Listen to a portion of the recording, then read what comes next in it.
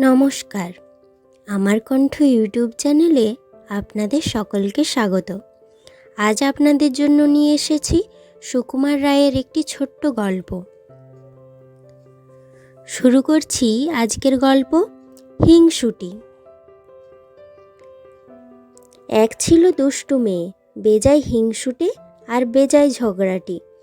তার নাম বলতে গেলেই তো মুশকিল, কারণ ওই নামে শান্তলক্ষ্মী পাঠিকা যদি কেউ থাকেন, তাঁরা তো আমার উপর চটে যাবেন।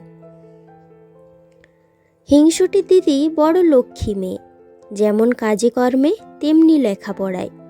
হিংসুটির বয়স 7 বছর হয়ে গেল, এখনও তার প্রথম ভাগই শেষ হলো না।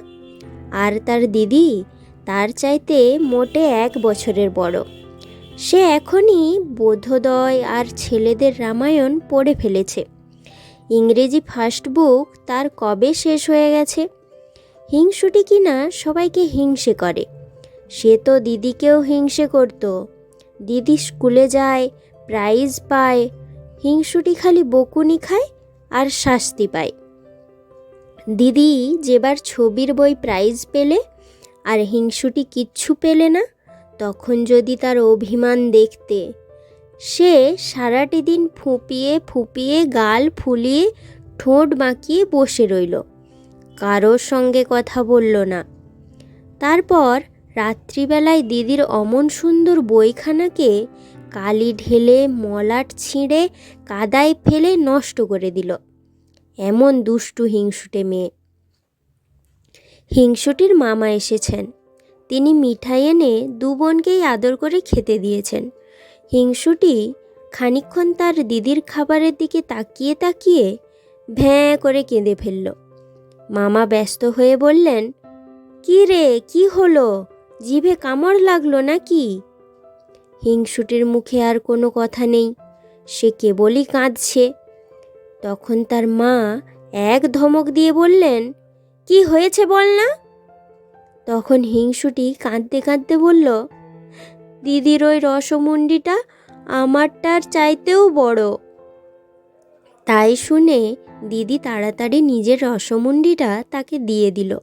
অথচ হিংসুটি নিজে যা খাবার পেয়েছিল তার অর্ধেক সে খেতে পারল না, নষ্ট করে ফেলে দিল।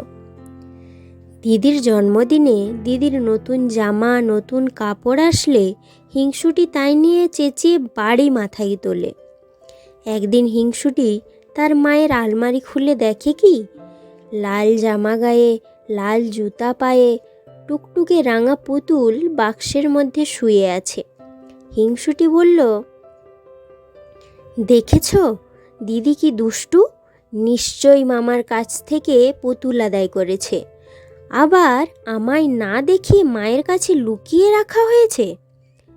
তখন তার ভয়ানক রাগ হলো। সে বলল, "আমি তো ছোট বোন, আমারই তো পুতুল পাওয়া উচিত। দিদি কেন মিছিমিছি পুতুল পাবে?" এই ভেবে সে পুতুলটাকে উঠিয়ে নিল। কি সুন্দর পুতুল, কেমন মিটমিটে চোখ আর ফুটফুটে মুখ, কেমন কচি কচি হাত পা আর টুকটুকে জামা কাপড়। যত সব ভালো ভালো জিনিস সব কিনা দিদি পাবে। হিংসুটির চোখ ফেটে জল এলো। সে রেগে পুতুলটাকে আছড়িয়ে মাটিতে ফেলে দিল। তাতেও তার রাগ গেল না। সে একটা ডান্ডা নিয়ে ধাঁই ধাঁই করে পুতুলটাকে মারতে লাগলো। মারতে মারতে তার নাক মুখ হাত পা ভেঙে তার জামা কাপড় ছিঁড়ে আবার তাকে বাক্সের মধ্যে ঠেসে সে রাগে গড়গড় করতে করতে চলে গেল। বিকেলবেলা মামা এসে তাকে ডাকতে লাগলেন আর বললেন, "তোর জন্য কি এনেছি দেখেসনি?" শুনে হিংসুটি দৌড়ে এলো। "কই মামা, কি এনেছো? দাও না।" মামা বললেন, "মার কাছে দেখ গিয়ে কেমন সুন্দর পুতুল এনেছি।" হিংসুটি উৎসাহে নাচতে লাগলো। মাকে বলল, "কোথায় রেখেছো মা?" মা বললেন, "আলমারিতে আছে।" শুনে ভয়ে হিংসুটির বুকের মধ্যে ধড়াস ধড়াস করে উঠল। সে কাঁদো কাঁদো গলায় বলল, "সেটার কি লাল জামা? আর লাল জুতা পরানো, মাথায় কালো কালো কোঁকড়ানো চুল ছিল। মা বললেন, হ্যাঁ, তুই দেখেছিস নাকি? হিংসুটির মুখে আর কোনো কথা নেই।